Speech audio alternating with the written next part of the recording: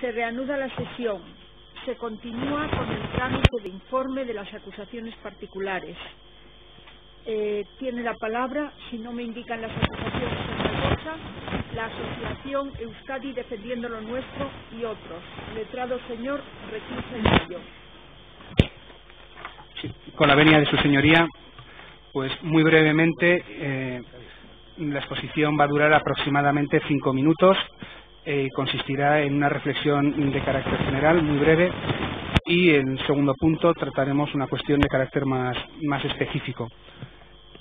Antes de nada, el nombre es una obligación, una instrucción expresa de nuestros aproximadamente 15.000 representados y 7 asociaciones que representamos, el manifestar el agradecimiento al Ministerio Público por el enorme esfuerzo que ha desarrollado durante estos años de instrucción y durante el juicio oral, estos 7 meses de juicio oral, que ha cargado pues sobre sus hombros pues el peso de lo que es la acusación. Entonces, en ese sentido, pues manifestar esta deuda de gratitud en nombre de nuestros 15.000 representados. Agradecimiento que hacemos extensivo a la sala por el rigor y a la vez flexibilidad con que ha tratado ha dirigido el procedimiento y ha tratado también pues a todos los abogados, incluidos los de la acusación. Bien, sin más preámbulos, abordamos la primera cuestión de carácter general. Y lo cortés no quita lo valiente, y debemos manifestar que el caso Forum, a la vista de las pruebas practicadas y que este sea el primer momento en el que una primera acusación particular está emitiendo informe, es la prueba del algodón de que el caso Forum es la historia de un fracaso colectivo. Es la prueba del algodón de la incapacidad del sistema procesal penal español para abordar este tipo de macrocausas. Es un fracaso para las acusaciones, para las víctimas del delito, las 269.000 víctimas del delito, que después de tantos años estemos ahora mismo en este trámite procesal. Creemos que también es un fracaso desde el punto de vista de los acusados, que también tienen su legítimo derecho a que se les juzgue en un plazo razonable.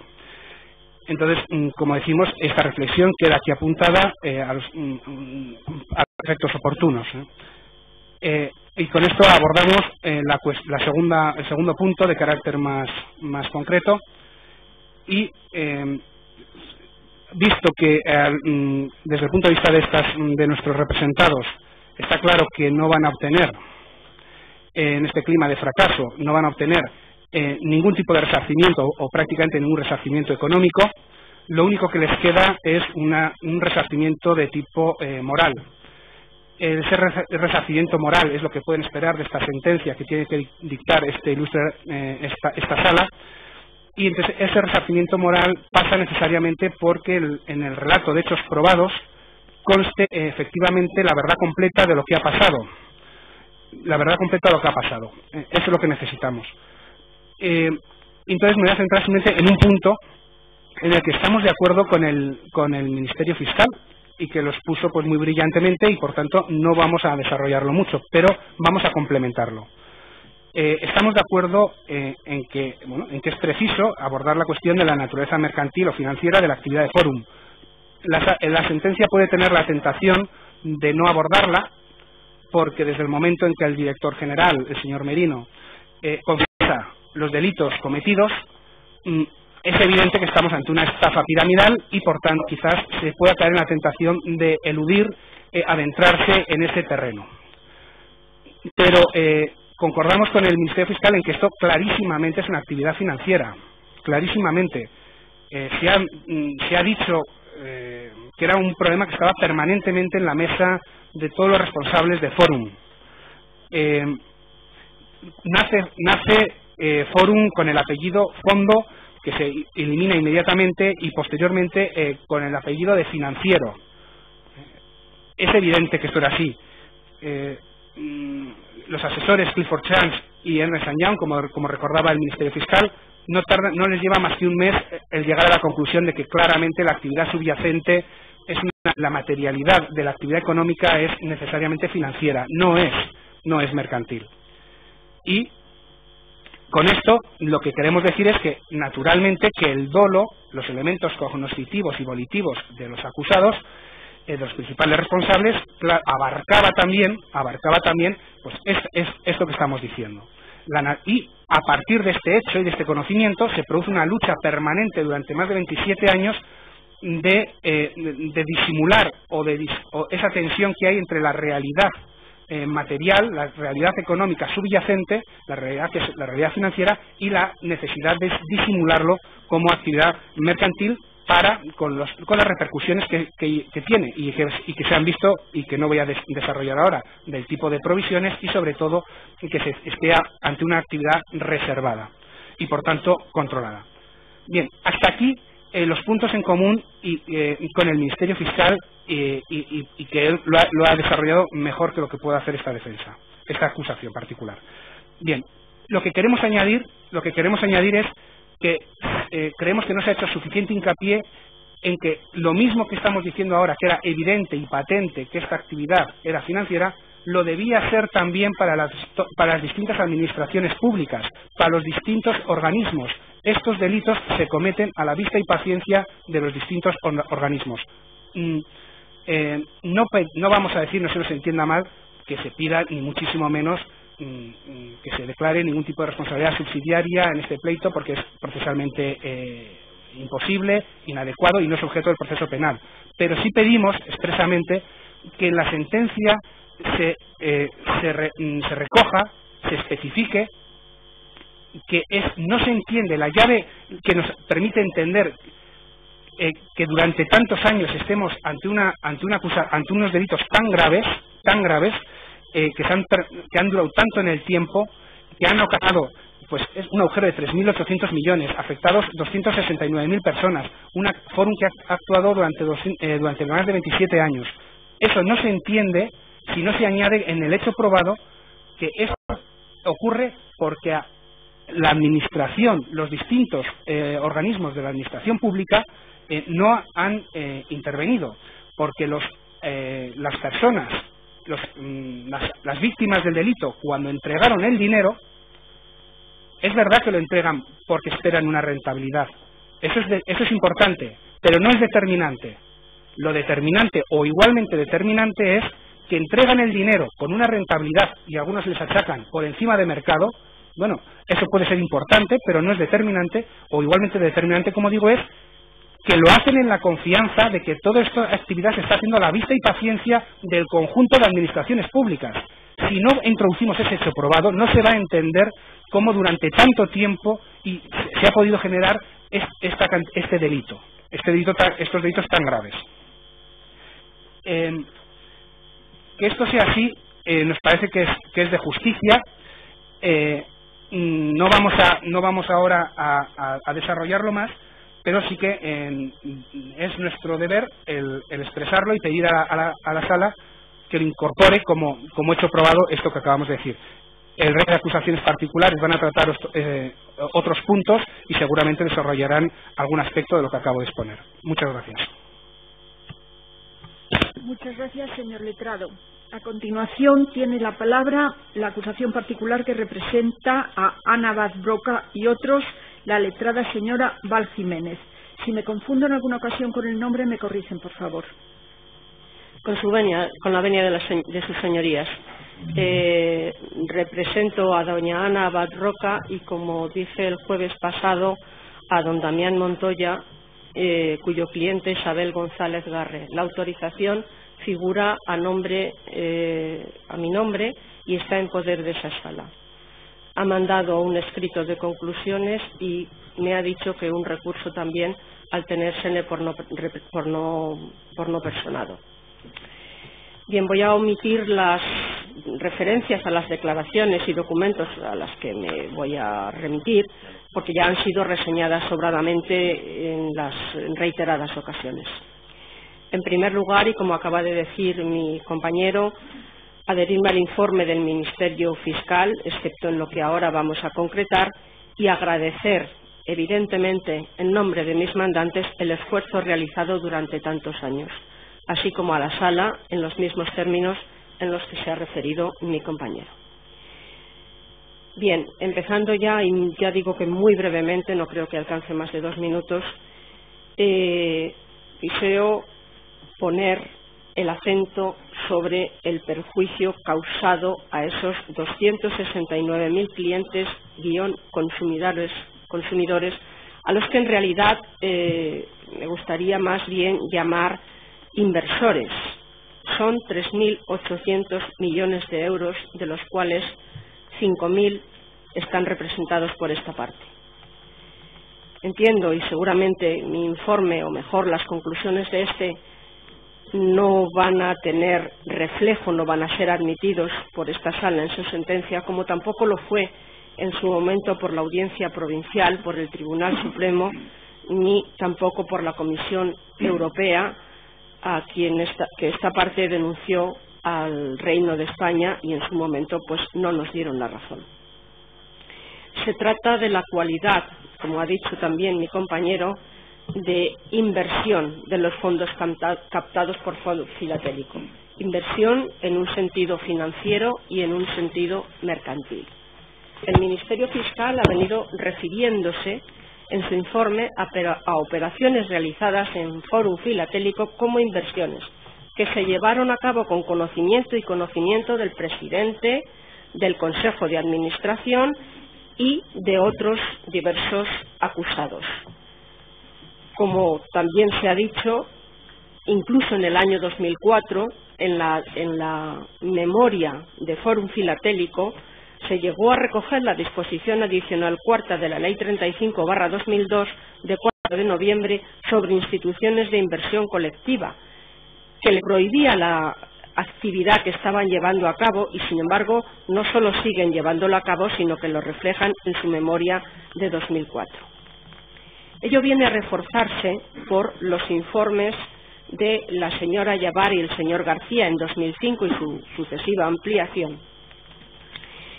Este informe indica que la actividad de Fórum Filatélico consiste en la captación de ahorro público realizada por la sociedad mediante unos contratos de inversión equivalentes a préstamos retribuidos, así como la naturaleza financiera que resulta evidente por la cuantía de la revalorización que obtiene el inversor, que consiste siempre en un tanto por ciento anual sobre el capital invertido, percibiendo incluso en forma trimestral anticipado la futura rentabilidad.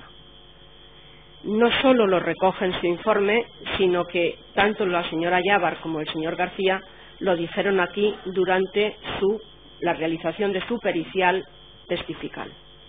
Y finalmente voy a referirme a don Manuel Conte, quien fue presidente de la CNMV, quien puso de relieve, tanto también en la instrucción como en su testifical ante esta sala, puso de relieve, la falta de control de la Administración por cuanto Fórum Filatélico ha capado por sus fueros durante 27 años sin que ni el Banco de España ni el resto de los reguladores económicos a los que incumbía hayan vigilado ni detectado esta actividad.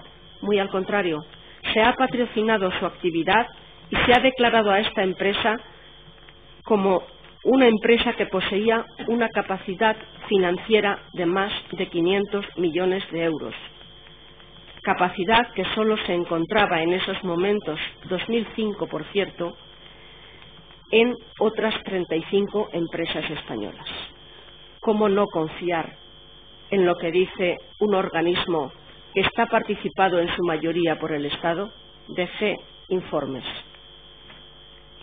Entendemos que el problema que se ha producido es que una empresa de naturaleza mercantil, como es Fórum, haya estado llevando a cabo operaciones financieras para las que no estaba autorizada legalmente y sobre la que no se ha ejercido control alguno.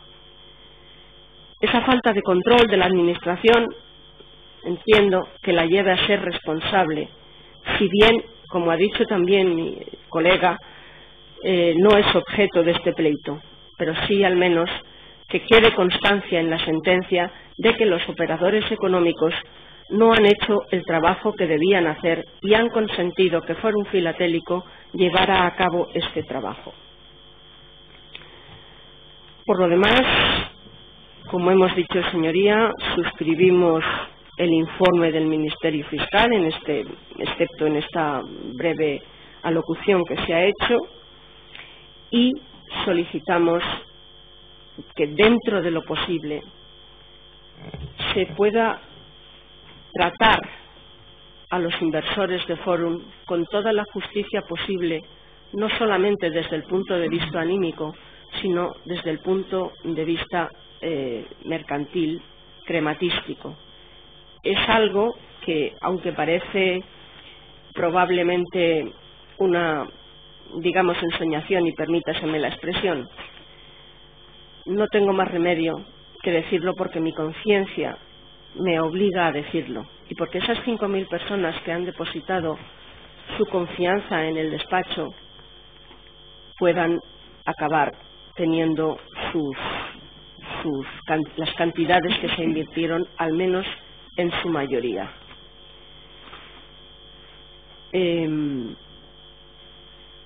Quiero también llamar, por último, la atención sobre sus señorías, sobre si la forma en que se llevó a cabo la intervención de Forum fue la más correcta, digo yo, no para los acusados, sino para poder resarcir a todos los perjudicados de sus dineros. Nada más y muchísimas gracias. Muchas gracias, señora letrada. A continuación tiene la palabra la representación de ADICAE y otros. El letrado, ¿es el letrado señor Rebollo Redondo? ¿Me constan los letrados?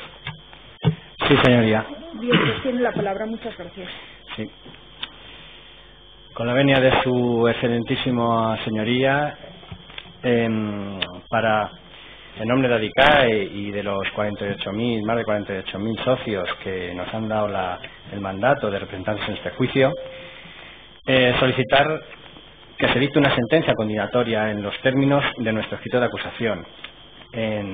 Para empezar, en la valoración de la prueba, coincidimos plenamente con el Ministerio Fiscal y como ha justificado prueba suficiente y demostrativa de los delitos cometidos.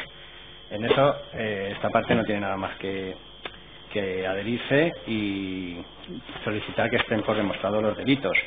Excepto, esta parte discierne del informe del Ministerio Fiscal cuando ha modificado sus conclusiones elevadas definitivas, por lo que ahora vamos a relatar que consideramos que se trata de un concurso ideal de los delitos de estafa continuada y colectiva y el de insolvencia punible.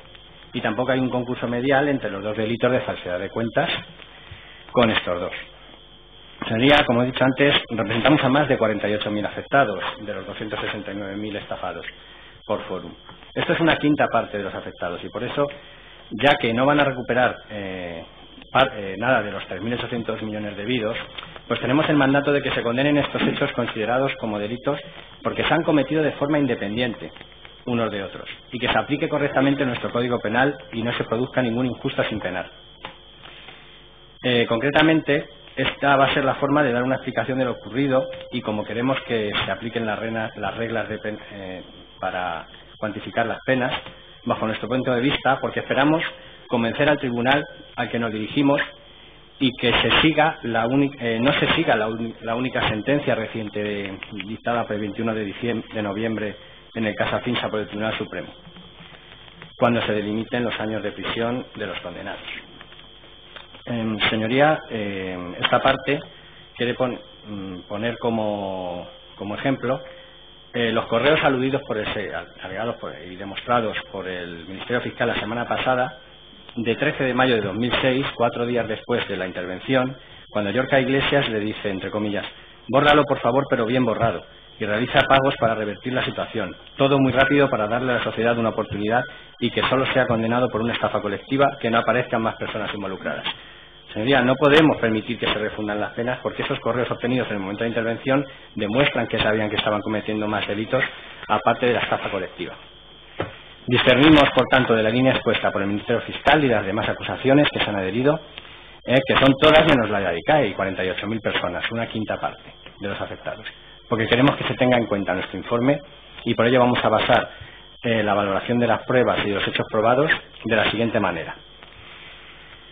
Señorías, si analizamos aquella sentencia de Afinsa antes referida, en relación a los motivos por los que aprecia el Tribunal Supremo un concurso ideal entre los delitos de estafa e insolvencia y mediar entre estos dos el falseamiento de cuentas, respecto del primero, el delito de estafa, decir que la razón por la que se decanta la existencia de un concurso ideal radica en la inexistencia, en la narración fáctica de los hechos de la sentencia de la Audiencia Nacional, de una precisión de hechos que constituyan de forma independiente una y otra conducta.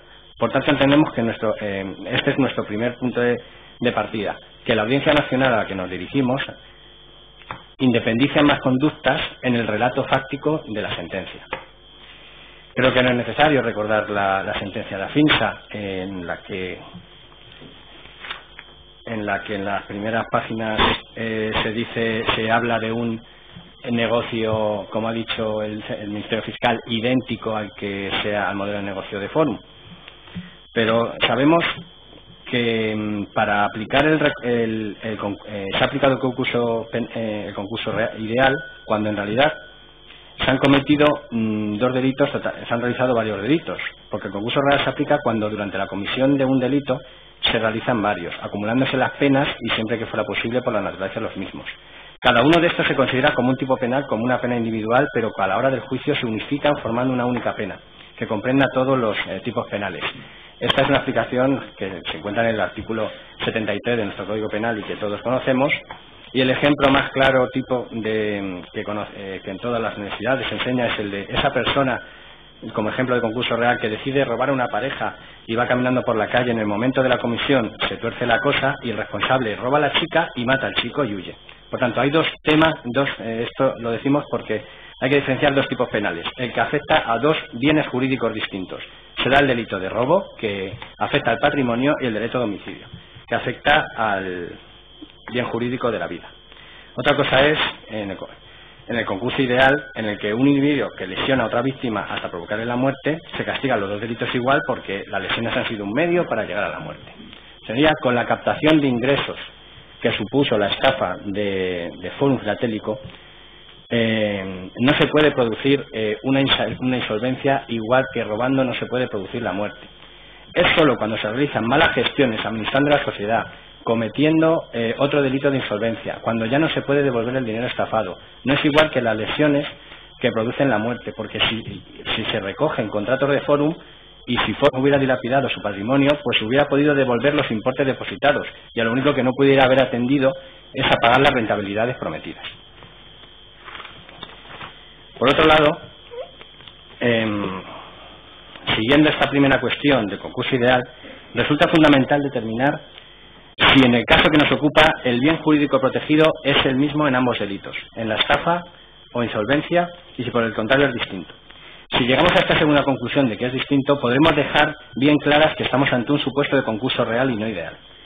Partiendo del jurídico protegido, entendemos que en las insolvencias punibles, tal y como dice el Tribunal Supremo en la sentencia 1757/02 de 25 de octubre, en el derecho penal las insolvencias punibles se centra en el derecho personal de crédito al apreciarse en él un interés difuso de naturaleza económico-social, que hace referencia a la confianza precisa para el desarrollo de operaciones financieras y mercantiles. Sin embargo, en el delito de estafa, el bien jurídico protegido, como dice el Tribunal Supremo en la sentencia 746/2012 de 19 de abril, es el patrimonio privado ajeno que resulta atacado por medios fraudulentos e insidiosos, mediante engaño. ¿Vale? Pero esto, que parece así de claro, si acudimos al examen de la jurisprudencia, es muy diverso a la hora de aplicar.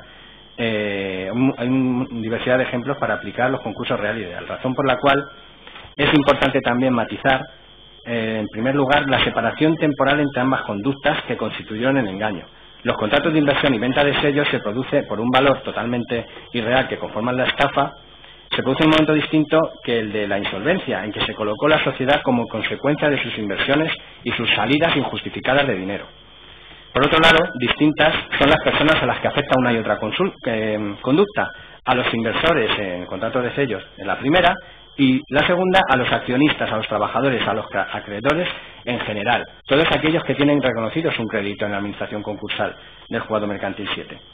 Por tanto, señorías, por sancionar exclusivamente con las penas de insolvencia a quien ha maquinado en ardid de lograr engañar a otro impulsándole a un acto de disposición en su beneficio, y luego por otras conductas extraer de forma fraudulenta de su patrimonio bienes que le colocan en situación de insolvencia, dificultando el debido resarcimiento, supone desdeñar una relevante posición de injusto que no resulta deseable que quede amparada o subsumida por la comisión de la estafa, aun cuando ésta es agravada. Aquí se adquirían dinero de inversores no cualificados, como ha quedado demostrado, estafando, y ese dinero luego se creaba insolvencia por administradores de forma irresponsable y de manera desproporcionada. El sacar ese dinero también va a suponer un blanqueo de capitales en su caso y un delito de falsedad de cuentas, pero la sociedad en el momento seguía estafando solo haciendo nuevos contratos con terceros y también después de estafar a esos contratos realizaba con otras empresas contratos que no eran los mismos que con los consumidores, por eso están ahora en el concurso. En apoyo a ello cito las sentencias de 3288 de 2017 de 14 de junio y 385 de 2014 de 22 de abril. Muy bien, como segundo bloque de mi exposición voy a centrarme en la ilustrativa sentencia de concurso real, sentencia número 738-2017 de 1 de marzo de 2017. El ponente fue el excelentísimo señor don Andrés Palomo del Arco. Y en esta sentencia número 130-16 dice en su fundamento, en uno de los puntos segundo, que en cuanto a la concurrencia del delito de estafa y del delito de insolvencia, las hipótesis que pueden acaecer desde una consideración abstracta son múltiples y de muy variada consecuencia. Y así, en atención a los bienes objeto de lanzamiento, insolvencia en caso de Forum, esencialmente resultan diferenciables si eran precisamente los obtenidos fraudulentamente a través de la estafa o formaban parte de la titularidad del estafador ajena a la defraudación. Correlativamente son múltiples ejemplos jurisprudenciales y diversas las soluciones otorgadas, si bien obedecen, entre otros criterios, al deslinde del origen directo descrito de los bienes alzados para diferenciarse de la estafa. La sentencia 385-2014 de 23 de abril afronta in extenso esta cuestión y en su fundamento sexto concluye que cuando los bienes objeto de un lanzamiento son precisamente los obtenidos fraudulentamente a través de la estafa, se trata de supuestos de agotamiento del delito que ejemplifica el denominado timo del nazareno. Si en el momento en el que se produce la ocultación de bienes para eludir el pago de esa obligación ha recaído ya sentencia condenatoria por el delito de la estafa, o incluso cuando se exige una distancia temporal relevante entre el desplazamiento patrimonial de los contratos de sellos, en este caso, que genera un engaño característico de la estafa, y el vaciamiento propio de la más emblemática de las insolvencias punibles, cabría el concurso real.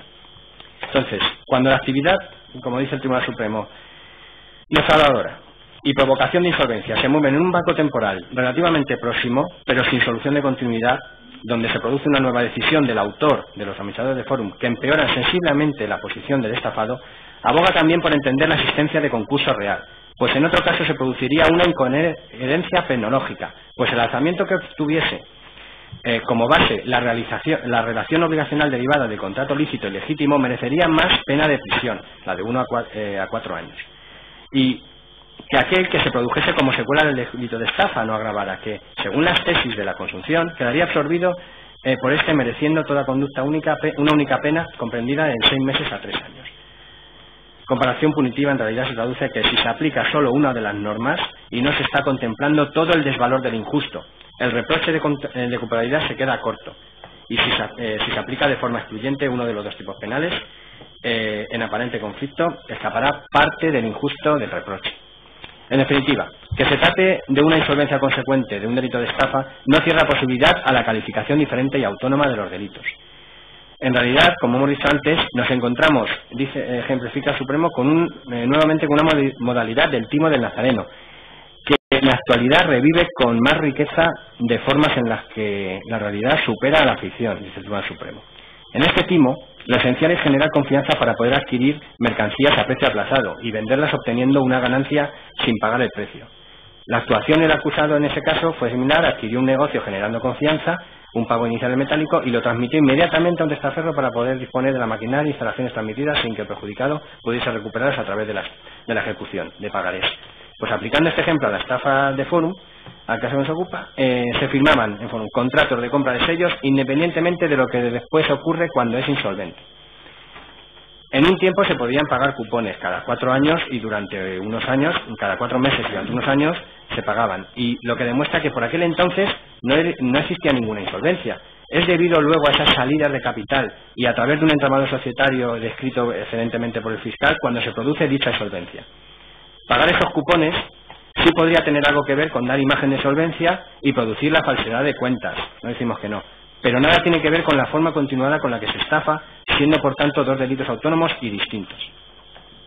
Señoría, también la sentencia 296 de 2014 de 31 de marzo del Sentísimo Tribunal Supremo, por su parte, aboga por sancionar ambos delitos por separado en concurso real, diciendo que no es cierto que se haya producido una incorrecta aplicación del artículo 8.3 del Código Penal en relación al 248 y 257 del Código Penal, donde antiguamente estaba regulada la insolvencia punible, que describen los delitos de estafa y alzamiento de bienes, objeto de condena, y por consiguiente la vulneración del principio non bis in idem, contenido en el artículo 25 de nuestra Constitución, tal y como se dice en el motivo quinto del recurso, dice la sentencia. Por el hecho de haber condenado ambos delitos, cuando quienes recurren sostienen que el lanzamiento debería haber quedado absorbido por la estafa, ya que forma parte de su fase de agotamiento. Habida cuenta de que, como refiere la más reciente doctrina del Supremo de sentencia del 25 de mayo de 2012, por ejemplo, en ocasiones como la presente, es decir, ante la concurrencia de un delito de estafa y otro de alzamiento de bienes, su castigo ha de ser por separado, de acuerdo con la regla de concurso real, pues estamos ante acciones diferentes, aunque se sucedan sin solución de continuidad, produciéndose una nueva decisión del autor de alzar bienes y crear insolvencia. Una vez consumada la estafa, valorando la filatelia de forma mayor y con catálogos que no debería, diluyendo luego el capital y los ingresos en otras empresas, y que además produce el efecto de incrementar considerablemente la gravedad de la posición del perjudicado, al impedir, dificultar seriamente su resarcimiento en el futuro. Esta tesis de la absorción sostenida en el recurso, decía el Supremo, en nuestro caso, seguido por el Ministerio Fiscal y el resto de acusaciones particulares, con apoyo en alguna jurisprudencia anterior, como la sentencia de 20 de diciembre de 2005, podría tener cabida cuando el alzamiento se produce respecto a un bien obtenido mediante la estafa previa, pero nunca cuando aquel recae sobre parte del patrimonio del fraudador y origen distinto al de la estafa, como es el caso que nos ocupa. En Forum se vuelve a dar que el patrimonio era irreal al hacer parecer que tenía más filatelia que la comprada. La sentencia número 440 de 2012, de 25 de mayo, por su parte aboga por sancionar también ambos delitos por separado, en argumentación luego reproducida de forma concordante con la 385 de 2014 de 23 de abril. Entre otras consideraciones, porque el artículo 258 no permite entender que su presencia priva definitivamente de toda razón a quienes defienden una relación de consunción entre los delitos de estafa propia y alzamiento de bienes. En los delitos patrimoniales, la sustancial semejanza entre el bien jurídico protegido invitaría a otra solución, porque en el caso Forum la filatelia no se vendía rápido creando insolvencia, sino que se veía haciendo nuevos contratos que permitía no ser insolvente, caminando las dos conductas distintamente.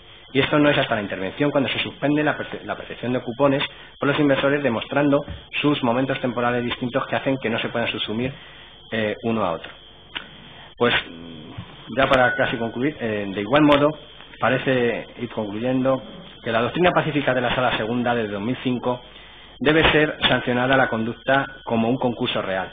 Cuando el objeto alzado no es el que ilícitamente se obtiene con la defraudación, pues sancionar exclusivamente con las penas del alzamiento de bienes o insolvencia punible o solo las previstas en la estafa a quien ha maquinado en ardid de lograr engañar a otro impulsándole en un acto de disposición en su beneficio y luego extrae fraudulentamente en otro momento temporal de su patrimonio bienes del propio patrimonio del Forum, no solo el de los inversores, para dificultar el debido resarcimiento, además de la incongruencia suponitiva que supone, o que conllevaría esta consideración como concurso de normas, supone ignorar una relevante porción del injusto, negar la trascendencia penal, en ese caso de toda inicial actividad defraudatoria en el primer supuesto y la insolvencia punible posterior en el segundo, equiparando esa conducta a la que quien sencillamente quiere eludir el pago de una deuda contraída a través de un negocio ilícito, o la que comete la defraudación sin dificultar posteriormente la comisión de un nuevo delito en un nuevo ilícito al recobro del perjuicio.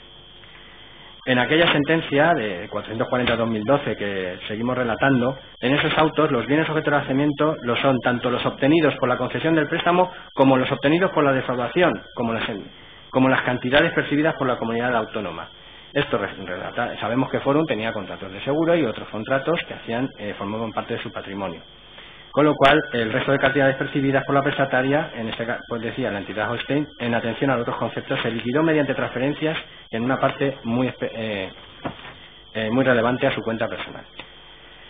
Por tanto, consecuentemente, abarca el alzamiento perpetrado por el acusado tanto los bienes obtenidos a través de la estafa como las cantidades por mayor importe que percibió ulteriormente por medios ajenos al préstamo defraudatorio, donde solo parte de las cuales eran las que había ofrecido en garantía, como Forum con sus seguros, hasta 2005, situación donde, lógicamente, el concurso real entre la insolvencia punible y la estafa, al alzar bienes titularidad de la mercantil prestataria, ajenos absolutamente a la defraudación integrante de la estafa, absorbe el injusto derivado del resto de alzamientos producidos. Para verlo incluso más claro, sobre qué se cometen los diferentes delitos no subsunibles, en Forum se produce una insolvencia de los bienes objeto del alzamiento, que son los obtenidos por las pólizas de préstamo también de Forum, que provenían de accionistas, acreedores en general y contratos, aparte de las cantidades aseguradas en empresas y empresas de seguros, a las que revendía sellos de consumidores también integrantes de sus cuentas, que habían pagado ya por ellos. En nuestro caso, la distinta tipología de los contratos Forum.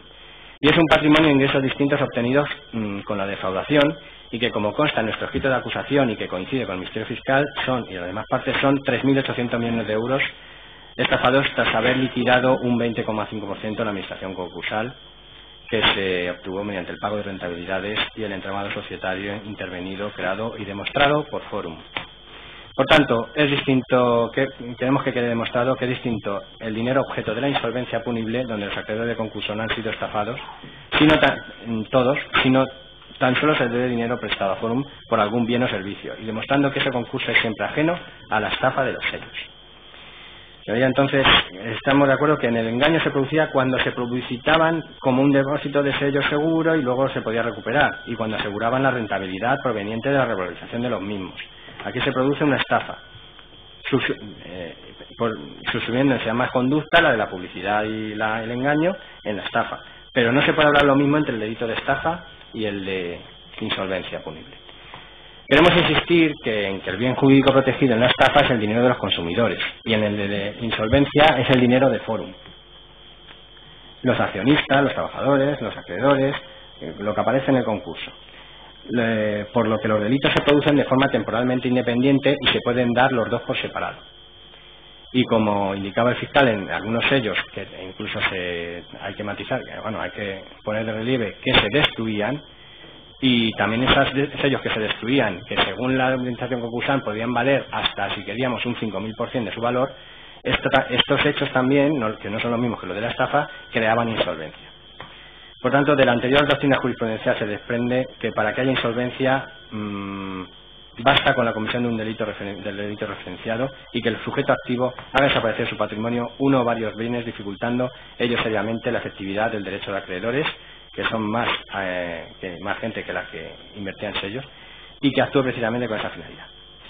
Pues en nuestro caso, entonces, planificando una destrucción tanto real de sellos viejos como ficticia, inventando el valor de los sellos, luego realmente que también desaparecen capitales de las empresas que dominan y de su propiedad, y comprando menos sellos de los que luego aparecen en sus cuentas anuales, que es cuando produce la insolvencia. Luego imposibilita a los acreedores cobrar declarados en concurso lo que les es debido, y tanto por la estafa como por después hacer contratos con Forum de otro tipo, y por eso han sido reconocidos como acreedores. Y por último, solo reseñar algo que no tiene nada que ver con la estafa, que es ¿por qué se produce la insolvencia? Pues como bien dijo el Ministerio Fiscal, creían que ningún regulador dejaría caer por el volumen de clientes que tenían, y no sucede así. No contaron con que Forum no era una entidad avalada que cumplía con los requisitos legales para ser rescatada. Y esto es conducta punible independientemente de la estafa, que si se permite el concurso ideal se dejaría sin penar. El Código Penal impone penas para reparar el daño de alguna manera, y la prisión en este caso es el único medio para reparar moralmente a los perjudicados. ¿Vale? La estafa se comete con un ánimo de lucro, no de crear insolvencia, utilizando engaño bastante para producir error en otro, induciéndolo a realizar un acto de disposición en perjuicio en propio o ajeno. Esto es lo que queríamos decir en relación a la diferenciación de ambos delitos, los bienes jurídicos protegidos, y para que no se sumen las penas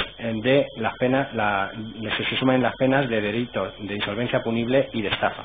Pero en relación con el segundo concurso medial de delitos de estos dos, con el de falseamiento de cuentas, entendemos muy brevemente que es perfectamente aplicable la teoría sostenida en la sentencia 1217 de 2004 de 2 de noviembre, que señala que en modo alguno se puede entender, a base de la teoría de la consunción, que el delito de falseamiento de cuentas puede subsumir el de apropiación indebida, como es el caso que nos ocupa a nosotros, la estafa, y la insolvencia punible con el de falsedad de cuentas, cuando son delitos totalmente distintos, como distintos son los bienes jurídicos protegidos en una y otra infracción, nuevamente decimos, sino perfectamente autónomos e independientes sin que exista entre ellos la relación que haga posible un supuesto de progresión o que se dé el caso de que uno de los preceptos en que el hecho es insubsunible comprenda en su injusto el todo, de modo que el supuesto fáctico previsto por una de las normas constituye parte integrante del previsto por otra.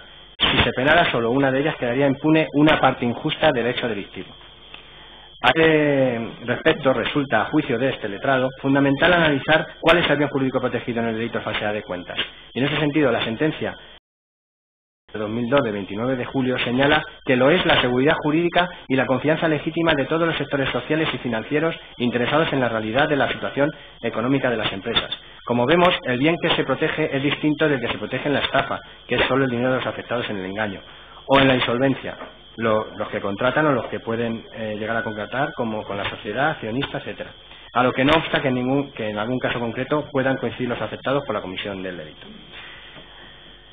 Señorías, lo que esta parte pretende, en definitiva, es que se mantenga el criterio y del famoso caso Afinsa que ha dictado esta Audiencia Nacional en sentencia de 27 de julio de 2016, juicio en el que este letrado ha participado y del que, si se relataran unos hechos probados de manera que se diferenciaran ambos delitos y ambas conductas, conseguiríamos rebatir el nuevo criterio del Tribunal Supremo para que no se siga esta sentencia de 21 de noviembre de 2017, que desafortunadamente se ha dictado y que detecta un concurso ideal de delitos y a lo que se han adherido el Ministerio Fiscal y las partes en acusaciones particulares. A esta parte le parece injustificado, ya que lo que debería estos motivos, porque lo que realmente se debe interpretar es que se han cometido 4 delitos independientes de estafa colectiva, uno de insolvencia punible, falsedad de cuentas y blanqueo de capitales en su caso, que se deben de penar con nos remitimos a nuestro escrito de calificación también, tanto provisional como elevado, a definitivas, ¿vale? Y por último, después de hablar, señoría, para matizar la valoración de un documento del que se ha hablado y ha traído a colación siempre la defensa del señor Briones y de Fórum Filatélico, que es el número 146 aportado por la defensa de Fórum y Francisco Briones, que el tema del contrato de ADICAE y Fórum para colaborar y proponer a SECI, entendemos que hay que señalar 2 cuestiones, que el contrato no lo fue con Fórum ni se llevó a cabo, sino con ASECI, y que el contrato del mismo era desarrollar propuestas tendentes a mejorar la transparencia y el desarrollo de la protección de los consumidores, como pone el Estatuto de ADICAE. Nunca supusieron un espaldarazo a la actuación de Fórum, sino la muestra de preocupación que tenía ADICAE por este tipo de inversión. Y así fue considerada siempre, y por eso estamos actuando en este juicio en su contra. Es todo, muchas gracias.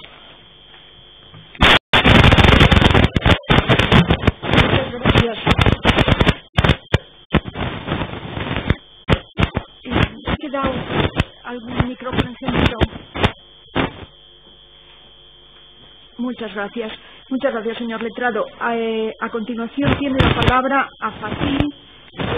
No es el letrado, señor García Montes. ¿Es la señora letrada, por favor? ¿Es una señora? Sí, con la venia, señoría.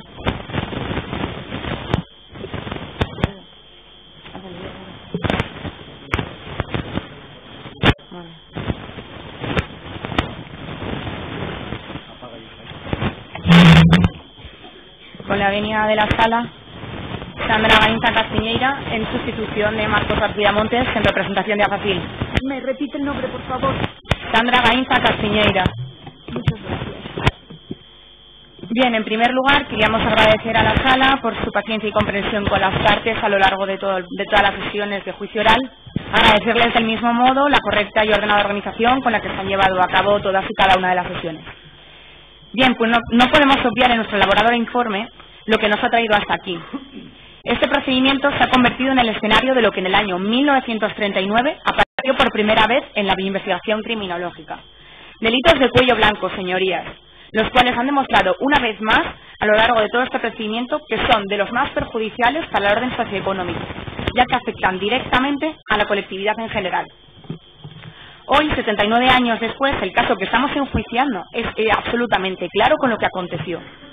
Es preciso manifestar, esta línea de investigación criminológica fue iniciada por Sutherland, quien calificó como criminalidad de cuello blanco delitos cometidos por una persona honorable, con prestigio social y en el marco de su ejercicio profesional.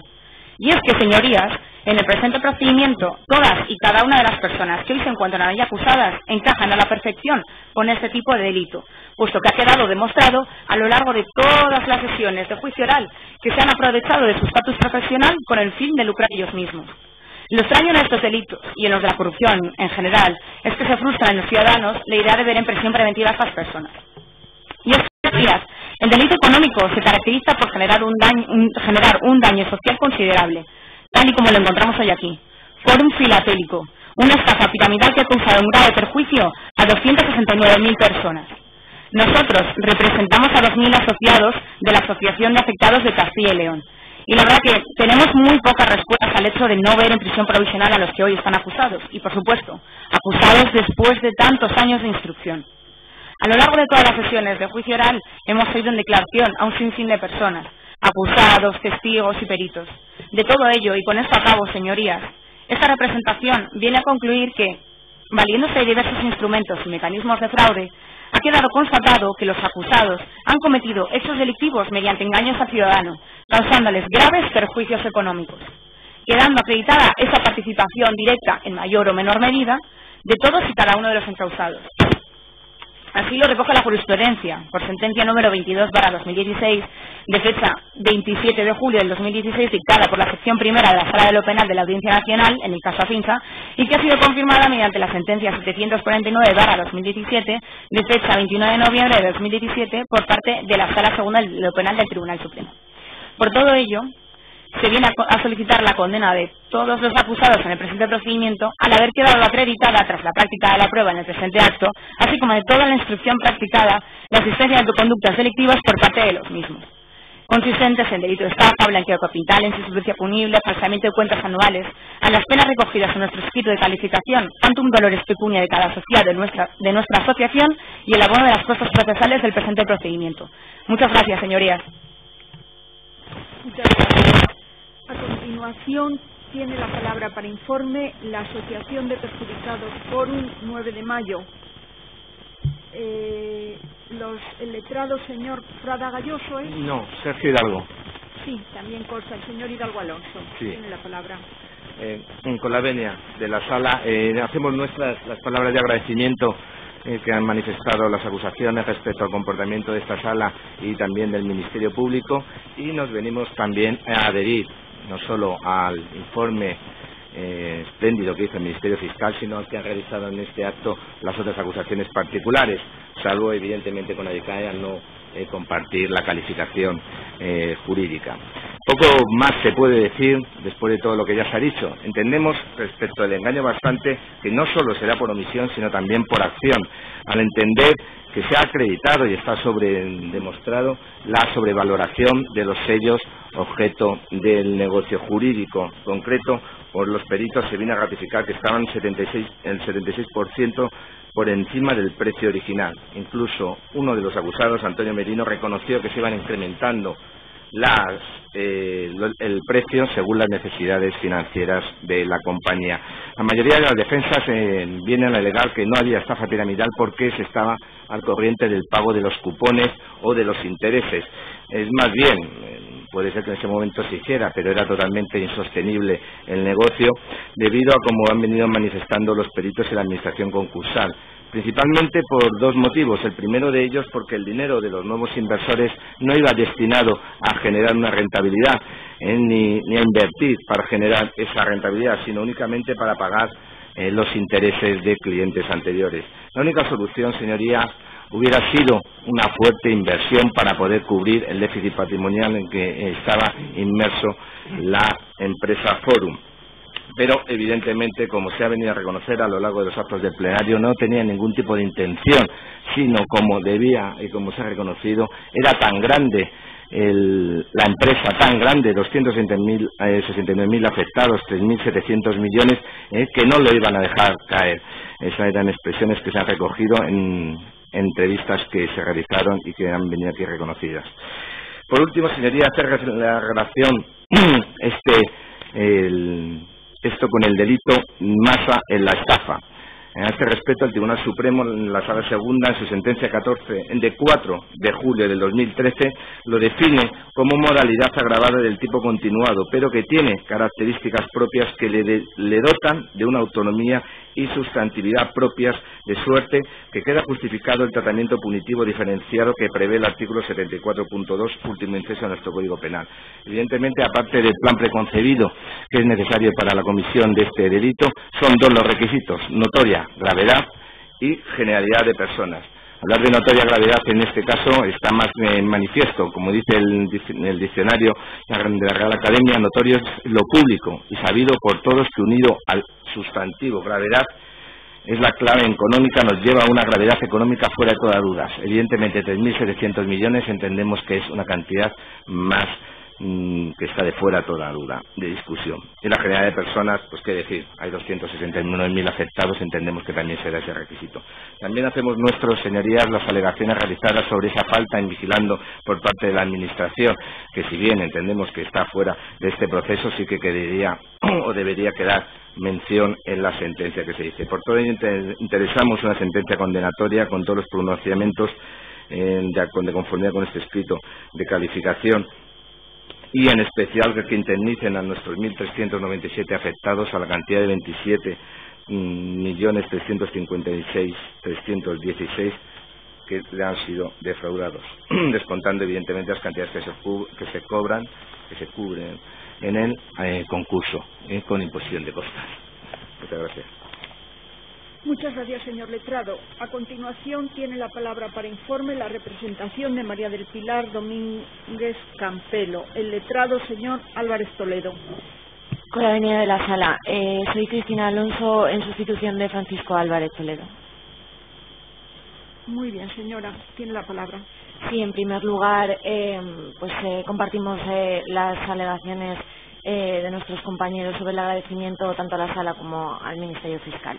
En segundo lugar, manifestar nuestra adhesión al informe del Ministerio Fiscal, el cual ha analizado exhaustivamente la prueba que se ha practicado en el plenario y que justifica las conclusiones tanto que fueron elevadas a definitivas tanto por el Ministerio Fiscal como por esta parte. Por lo cual, exclusivamente nos centraremos en aquellos aspectos de la prueba que tienen una relación directa con mi representada. En este sentido, como quedó patente en la declaración de mi mandante, doña María del Pilar Domínguez Campelo, la misma suscribió el abono filatélico número 87.510 por un valor de 5 millones de pesetas, 30.050 euros, pagaderos en el plazo de 10 años. De esta forma, el contrato de filatelia tenía una duración de 10 años durante los cuales mi representada iba aumentando la cantidad depositada con el atractivo de que Fórum Filatélico le garantizaba a la misma como mínimo el importe desembolsado por cada lote, así como un beneficio anual de un 10,7% acumulado en cada uno de los lotes. Así pues, como es lógico, mi mandante valoró dicha inversión por el rendimiento que obtendría, no por el interés filatélico que pudiera tener, puesto que se presentaba como un producto financiero atractivo y su rentabilidad era claramente superior a la ofrecida por cualquier entidad bancaria en aquella época. En consecuencia, y de conformidad con ese contrato filatélico, la señora Domínguez Campelo cumplió rigurosamente el abono de cada uno de los plazos convenidos de la forma estipulada hasta completar la cantidad del contrato filatélico. No obstante, llegado el vencimiento de ese contrato, Fórum Filatélico no cumplió sus obligaciones y, por tanto, mi mandante no pudo recuperar ni siquiera las cantidades aportadas durante esos 10 años, ni lógicamente el rendimiento garantizado por Fórum Filatélico, que se basaba presuntamente en la revalorización de los lotes de sellos adquiridos. Como manifestó mi representada, ella desconocía totalmente el mundo de la filatelia, ni previamente tampoco había tenido contacto con este sector de inversión, siendo la razón fundamental de que decidiera invertir el alto beneficio que le aseguraba esta entidad. De hecho, como se ha indicado por los perjudicados que han declarado en plenario, es común a todos ellos que nunca les fueron mostrados esos lotes de sellos que supuestamente adquirían, ni disponían ni estaban en posesión de los mismos. Claramente estábamos ante un producto financiero ofertado por una entidad que había sabido escapar del control del Banco de España. Como ha quedado acreditado ante esta sala, los responsables de Fórum Filatélico utilizaban un sistema ficticio de valoración del precio de los sellos, mostrando precios muy superiores a los fijados en otros catálogos filatélicos, lo cual era totalmente desconocido por mi mandante. Esto es que el precio que abonaba para la adquisición de los sellos se alejaba enormemente de su valor de mercado. Es evidente que la trama urdida por estos responsables de Fórum Filatélico se configuraba como una estafa piramidal, siendo el modus operandi de los acusados aumentar exponencialmente la captación de nuevos abonados para poder cumplir con la alta rentabilidad que garantizaban a los clientes, puesto que a todas luces el negocio no generaba rentabilidad suficiente para cumplir con las obligaciones pactadas.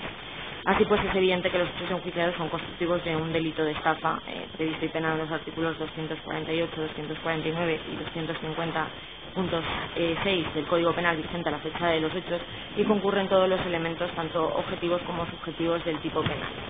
Ha quedado acreditado que los acusados, responsables de Fórum Filatélico, urdieron una estafa consistente en garantizar a sus abonados, entre los que se encontraba la señora Domínguez Campelo, una rentabilidad fija de un 10,7%, la cual era muy superior a la de mercado, amparando dicho beneficio en la revalorización de los sellos en los que se invertían esas cantidades que debía aportar, en este caso me representada en el periodo de estos 10 años. En consecuencia, a la vista de ese engaño sufrido por mi mandante, el cual ha quedado constatado que fue precedente y bastante, la señora Domínguez Campelo decidió suscribir el contrato filatélico con fecha 1 de marzo de 1997, por el que se comprometía al abono de un total de 5 millones de pesetas, 30.050 euros, lo cual no hubiera realizado de no mediar la maniobra fraudulenta precedente. Asimismo, ha quedado acreditado que mi mandante, consecuencia de ese error esencial producido por aquel engaño, fue realizando abonos anuales de una cantidad de 3.005 euros con 6 céntimos hasta completar la cuantía estipulada en el contrato filatélico, tal y como consta en nuestro escrito de fecha 2 de noviembre de 2006, en el que constan tanto los justificantes de esos abonos anuales como el contrato filatélico. Es evidente que, derivado de todo lo anterior, se produjo un perjuicio patrimonial, pues mi mandante, lejos de recuperar su inversión inicial abonada anualmente para esa compra de lotes de sellos, no recuperó ni dicha cantidad ni los beneficios garantizados, que suponían un 10,7% acumulado en cada uno de los lotes.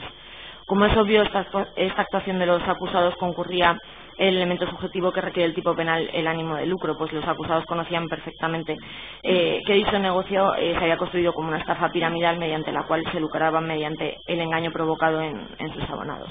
Así pues, la responsabilidad civil derivada del delito respecto de la señora Domínguez Campelo asciende a 30.050 euros. Y en virtud de todo lo expuesto, procede la condena de los acusados conforme hemos manifestado anteriormente. Muchas gracias. Muchas gracias, señor letrada. A continuación, tiene la palabra para informe la representación del perjudicado Eduardo Pérez Molina y otros 45, el letrado señor Gil Robles. Con la venia, señoría, para defender la posición de nuestros representados, sustituyendo en este caso por enfermedad a mi hermano Jaime Gil Robles, que no ha podido asistir a los últimos actos de la vista. Ante todo, quiero adherirme a los agradecimientos que algunos de los compañeros que me han precedido en el uso de la palabra han manifestado respecto de la actuación del Ministerio Fiscal y de esta sala durante el desarrollo del juicio y durante la instrucción.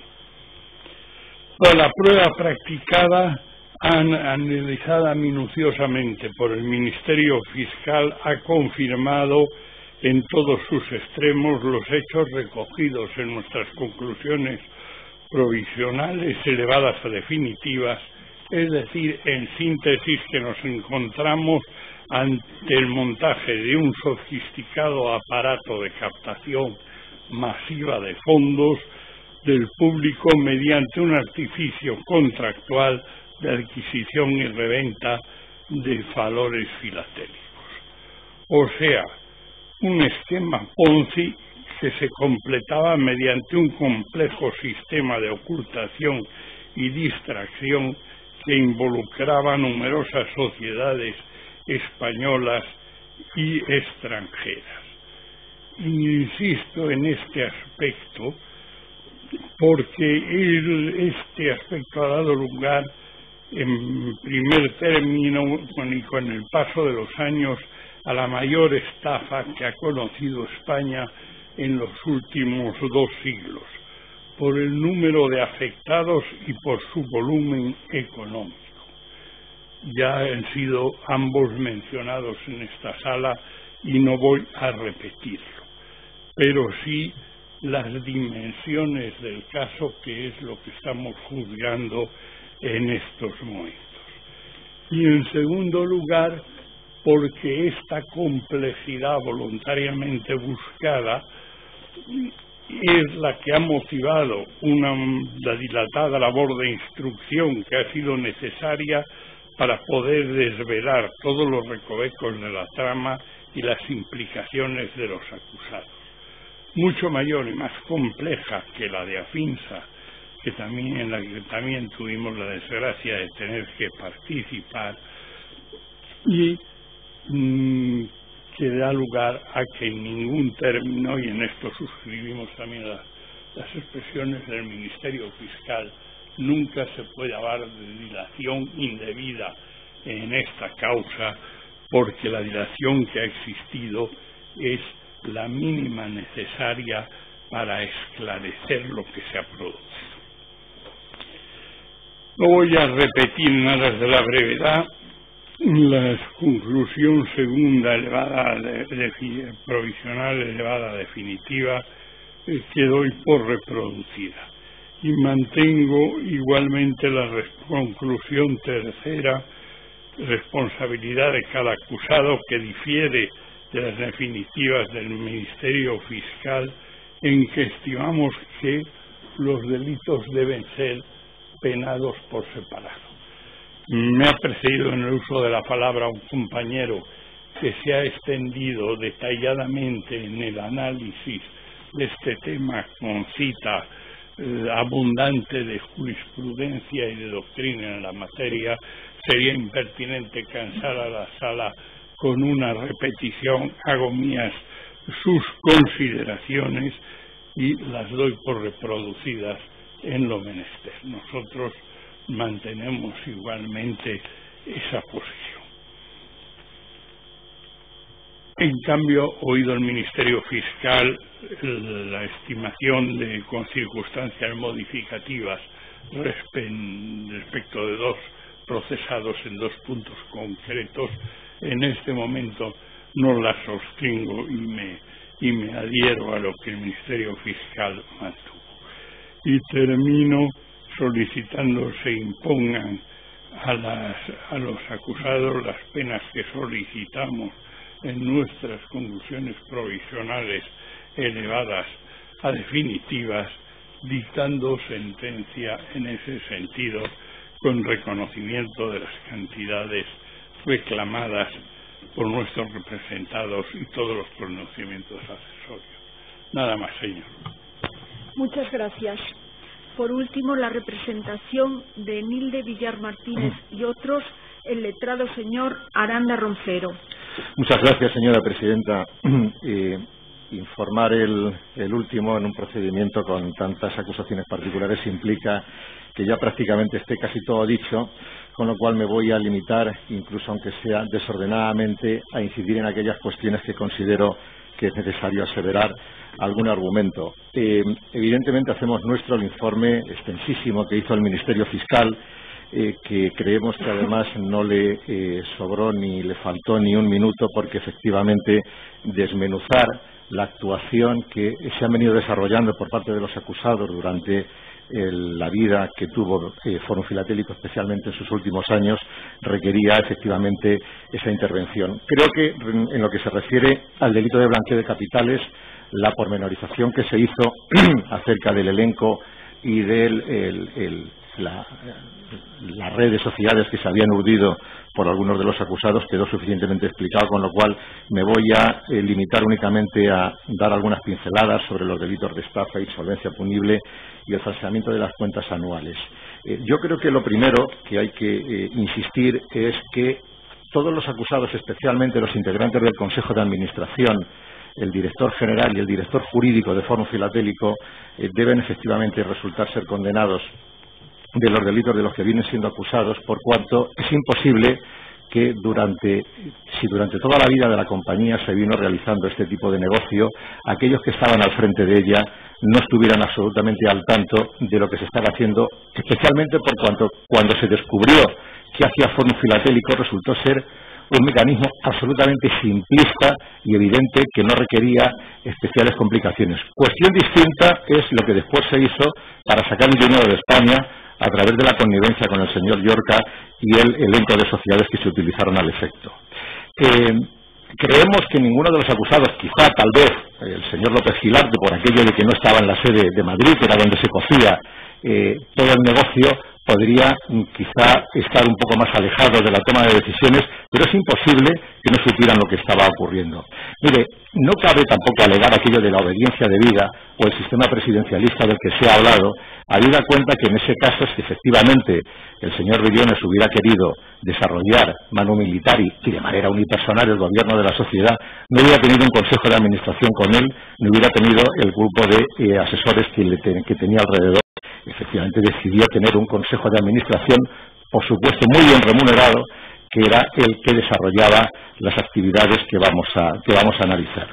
La estafa, señoría, creemos que requiere una mínima explicación porque tiene que concurrir el elemento del engaño suficiente, y el engaño de verdad tiene que ser relevante para que 269.000 afectados, más los miles y miles y miles que hubo antes de que se realizara la intervención y que pudieron escaparse del fraude, requiere analizar qué hizo el señor Briones y su equipo para poder, permítanme la expresión, llevar al huerto a tanta gente en concreto. Mire, lo que buscaba Fórum Filatélico, se ha dicho hasta la saciedad, no era vender sellos, era captar el ahorro público. Técnicamente han dicho los peritos que lo que hacían los clientes era prestarle dinero a la compañía, que pasado un tiempo se lo devolvía con una serie de intereses. Y esto era lo que querían los acusados.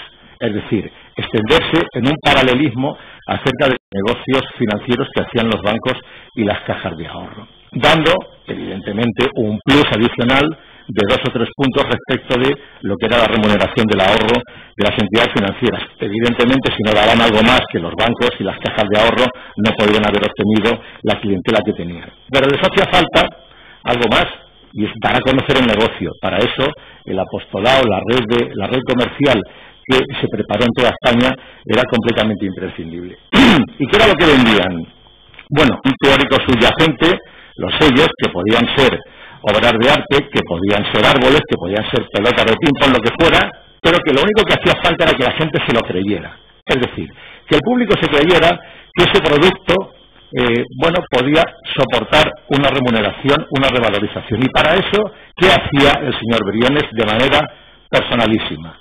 Elaboraba una lista de precios que no tenía otra justificación, lo ha dicho don Antonio Merino, lo han dicho los peritos, que soportar la inversión del cliente. Es decir, si el cliente invertía 1.000 euros, los sellos de su contrato valían 1.000 euros, aunque hubieran costado 10, porque eso era lo que tenía que hacerse para poder acompañar la lista de precios y soportar el correspondiente equilibrio contable. ¿Y qué hacían?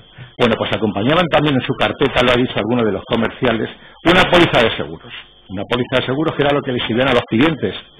¿Qué veía el cliente? Una lista de precios que quería estar viendo el boletín oficial del Estado, porque se le vendía como un catálogo. No, mire, es que los catálogos oficiales dicen que los sellos que usted está comprando valen esta cantidad de dinero. Y además tenemos una compañía de seguros que es que está garantizando que pase lo que pase, un porcentaje importante de estos sellos usted lo va a recuperar. Bueno, esto era lo que quería oír la gente. Claro, el perfil del inversor de Fórum Filatélico lo ha visto el tribunal, porque muchos han venido a la sala y desde luego se han manifestado en diversos momentos durante la historia de este procedimiento. Es un inversor, bueno, pues de nivel medio-bajo, pequeños ahorradores que realmente tenían escasos conocimientos para saber lo que estaba ocurriendo. Mire, no estábamos haciendo unos contratos filatélicos, sino unos contratos financieros, y doy un detalle que el Ministerio Fiscal no explicó, por eso lo quiero contar.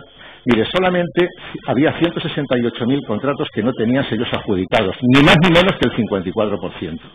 Solo el 1,09% tenían los sellos en las carpetas, y había 346 cajas, cuando se produjo la intervención, 12 millones de unidades de sellos pendientes de revisar y adjudicar. Es imposible creer que una empresa que se dedica al negocio filatélico esté en estas circunstancias. ¿Y qué inventaron los acusados? Llevarse el dinero de los clientes. ¿Cómo? Estableciendo dos cifras donde captaban y se llevaban el dinero de la gente. Uno, en lo que ya llamaban las ventas, es decir, la entrada del dinero de los particulares, y dos, en la compra a los proveedores, de manera descarada. Y para esto, ¿qué es lo que ocurre? Don Francisco Briones y el señor Hijón constituyen una serie de sociedades con el beneplácito del resto de los acusados. A través de comercio de ventas y margen gestión, se colocan dónde está la entrada de dinero y van cobrando unas cantidades absolutamente estratosféricas que obran acreditadas en autos. Y al final, lo que ocurre es que una vez que ya está el dinero en la compañía y ya han detraído unas partes importantes para ellos, deciden que efectivamente, ¿por qué no se van a llevar también de aquello que paga Fórum Filatélico a sus proveedores? Colocan Sprineste y todos los proveedores falsos que han quedado suficientemente acreditados a lo largo de la causa. Lo que viene a demostrar que había un plan premeditado de distraer el máximo posible el volumen de ingresos de los particulares. Y todo esto ocurre, señorías, durante años y años. Tanto el señor Briones como la señora Yabar vinieron a reconocer que prácticamente se vivía en la compañía un estado permanente de inspección, y a preguntas nuestras y del Ministerio Fiscal por parte de los peritos de la Agencia Tributaria y de la Administración Concursal, cuando se les dijo ¿desde cuándo se podía determinar que el negocio de Fórum era inviable? Nos dijeron, no, es que no había negocio. El negocio era irreal. Esto era una insolvencia completa. Claro, si es que es así, es decir, si los sellos valían 100 veces, 1000 veces, 500 veces menos de lo que los clientes invertían, este desequilibrio patrimonial era absolutamente flagrante. Y Fórum Filatélico, señorías, no se escondía. 324 sedes tenía operativas en toda España, y además hubo diversas denuncias ante el Banco de España y ante la CNMV, y qué curioso que incluso el director de autorizaciones de la CNMV tiene una comida en el Hotel Santo Mauro con el señor Briones, donde le hace la advertencia. A ver, según el artículo 26 de la Ley de Mercado de Valores, estáis haciendo una actividad que está invadiendo las competencias exclusivas de las entidades que pueden captar ahorro público. Bien, y además Fórum Filatélico estaba patrocinando regatas donde primeras personalidades del Estado se hacían las fotos, y además patrocinaba un equipo de baloncesto que, por cierto, tuvo notables éxitos en aquella época. Esto era también la estafa, es decir, esta apariencia, este boato, era lo que llevaba a que de manera continuada los clientes fueran entrando a raudales en la compañía, y lo que permitiera que también a raudales los acusados se pudieran llevar el dinero. Pero qué curioso, señorías, que un año, en mayo del 2006, doña Teresa Yabar consigue convencer a la Fiscalía de que lo que está haciendo Fórum Filatélico es un fraude. Pero no lo había empezado a hacer en mayo del 2006, ni en mayo del 2003, ni siquiera se ha podido determinar desde cuándo empezó a cometerse los delitos, porque nos han dicho que desde siempre. ¿Y por qué se descubre en mayo del 2006 y no en mayo del 93?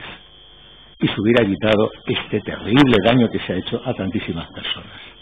Bueno, no sabemos por qué. Lo cierto es que hubo infinidad de actividades de los organismos reguladores que estuvieron inspeccionando, revisando, controlando, y bueno, pues don Manuel Ponte fue quizá el más explícito cuando vino a decir que esto debía ser una competencia investigadora o de control del Banco de España, que no había una normativa concreta, excepción esa del artículo 26 citado, pero que además, cuando se vino a redactar la disposición adicional cuarta, ya se estropeó todo porque se le quitó la competencia a los organismos del Estado para dárselo a las comunidades autónomas.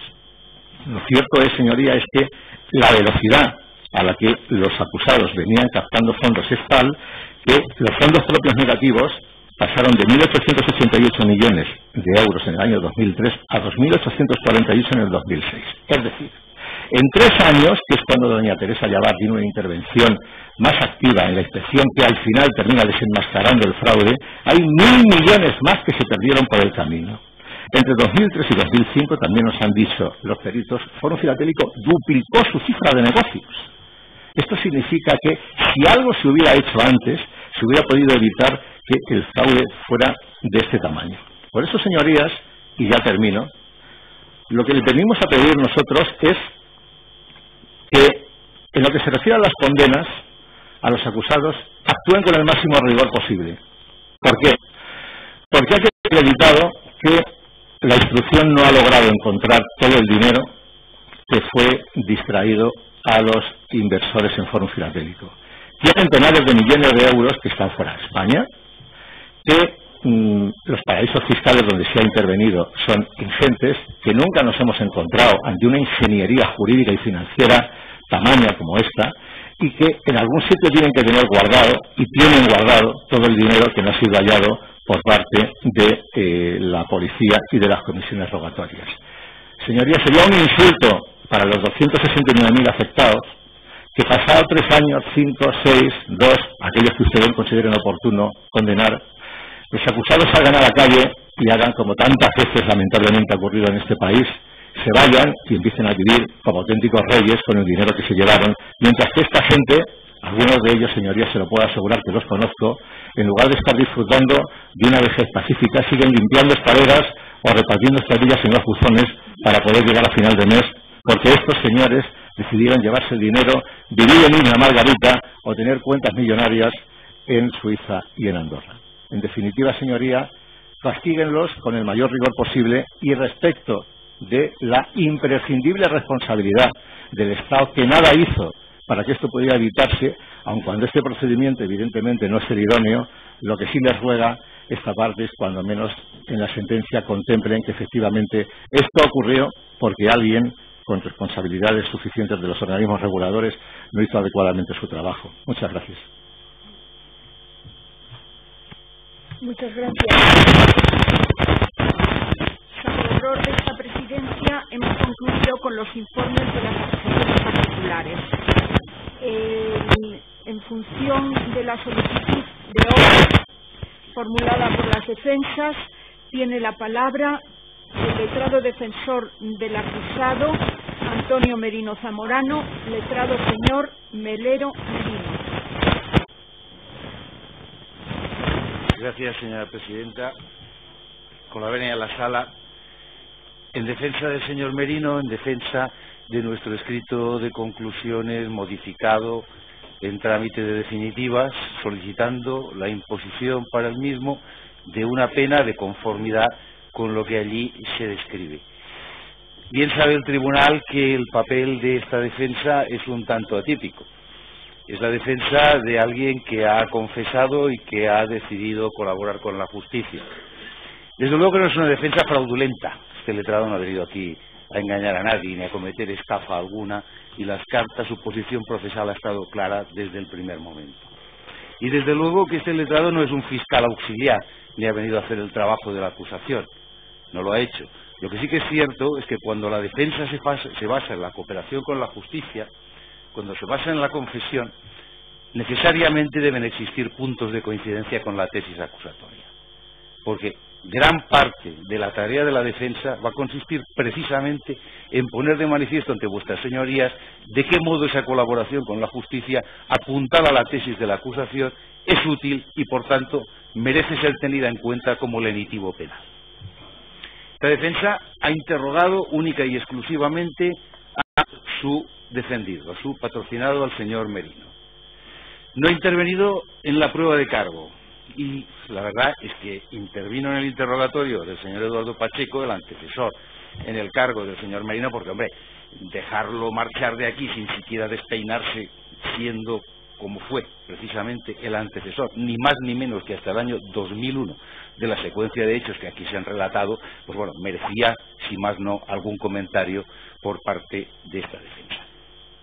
Como la defensa se basa en el reconocimiento de los hechos, este letrado entiende que tiene dos obligaciones a la hora de plantearla, a la hora de referirse a ese reconocimiento, a esa colaboración con la justicia.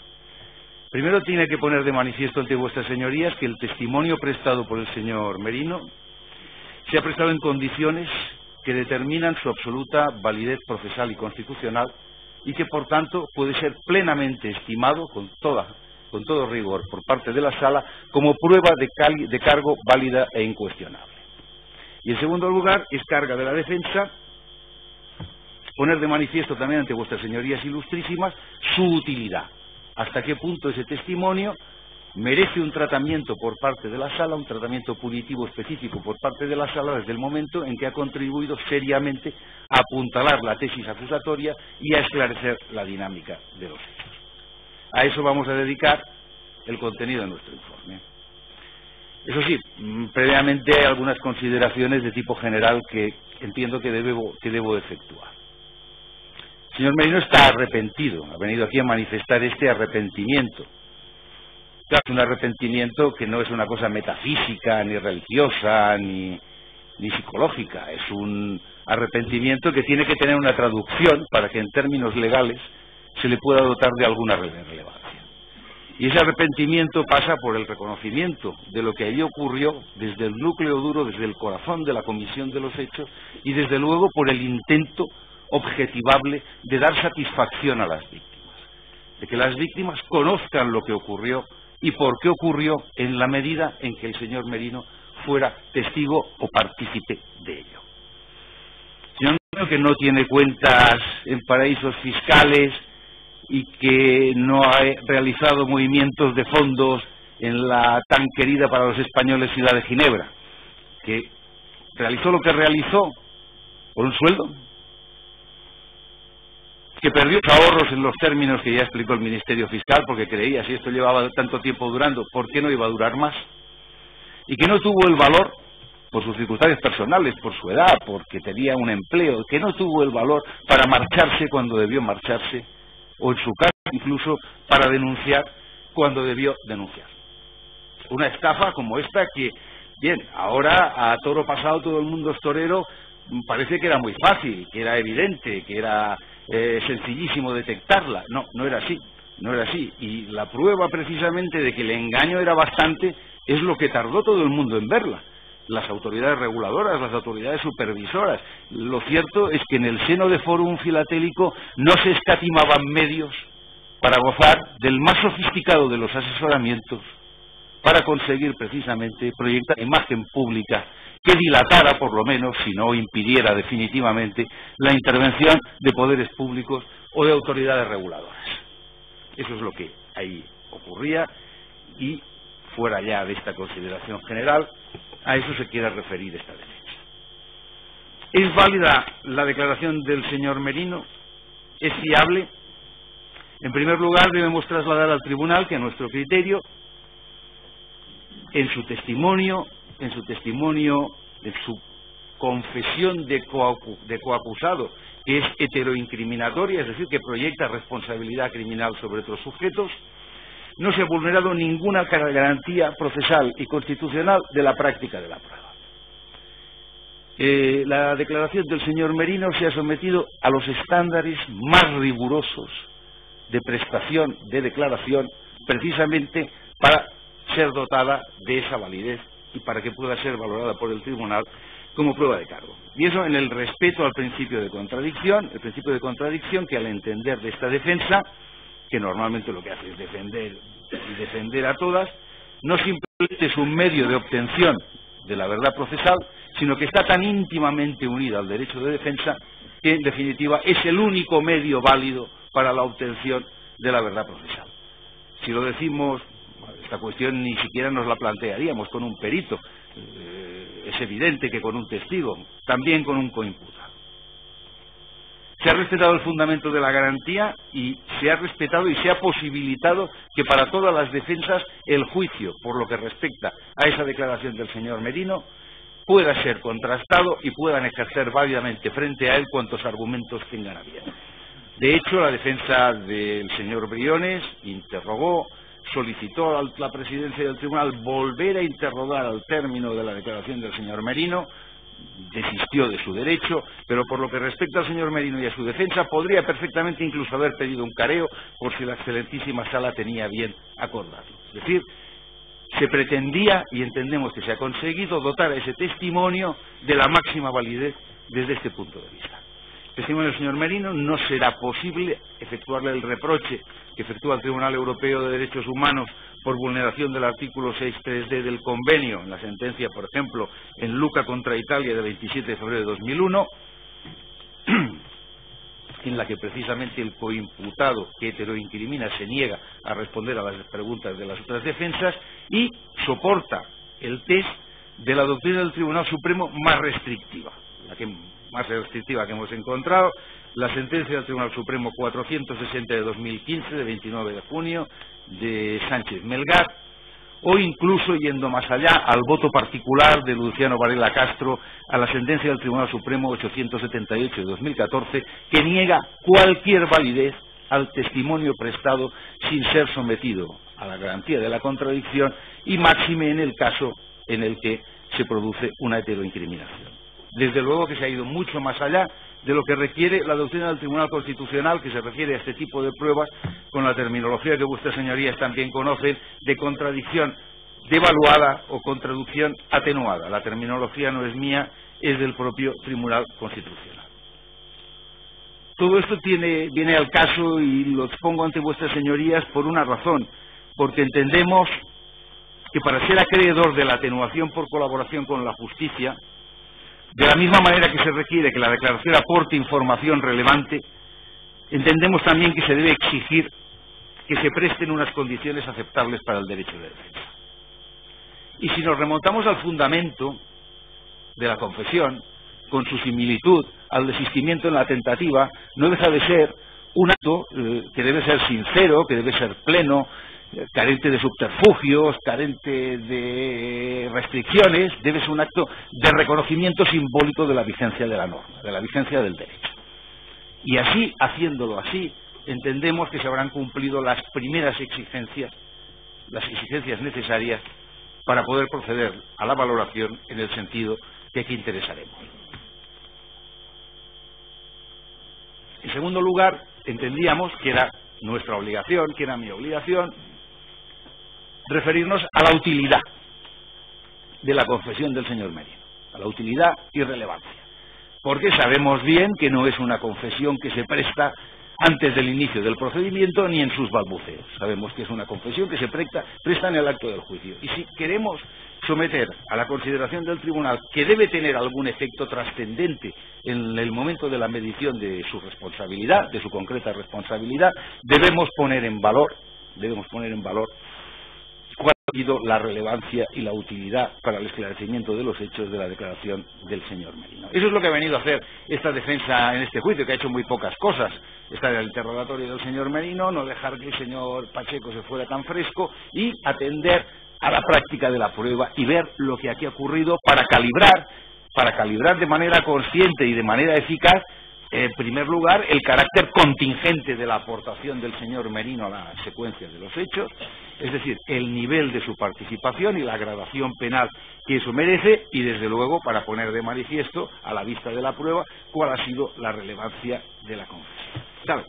¿Cuál es la utilidad de un testimonio incriminatorio como el del señor Merino en un procedimiento como este, en el que la prueba documental es apabullante, es ingente, y la prueba pericial también? Es más, donde la prueba pericial prácticamente es que ni se ha planteado seriamente su refutación por medios técnicos. Claro, ¿para qué ha servido, en qué ha contribuido esa declaración del señor Merino? Bueno, en primer lugar, es evidente para el tribunal, para vuestras señorías, y lo hemos visto todos los aquí presentes, cómo el Ministerio Fiscal se ha referido de manera constante a esa declaración del señor Merino. No contabilicé exactamente las veces, cuando iba por la 9ª vez en la que se refería a la declaración del señor Merino para concretar y ratificar aspectos de la tesis acusatoria, pues ya dejé de contarlo. Creo que fue alguna vez más, pero bueno, ahí está grabado. La referencia al señor Merino fue constante. el señor Merino apuntala la estructura de la prueba porque da una visión interna sobre aspectos de singular relevancia, que sirven para que toda la tesis acusatoria tenga coherencia y para que se cumpla aquel objetivo vinculado a lo que decía del arrepentimiento, que es que los perjudicados, que las víctimas tengan conocimiento de qué fue lo que ocurrió y por qué.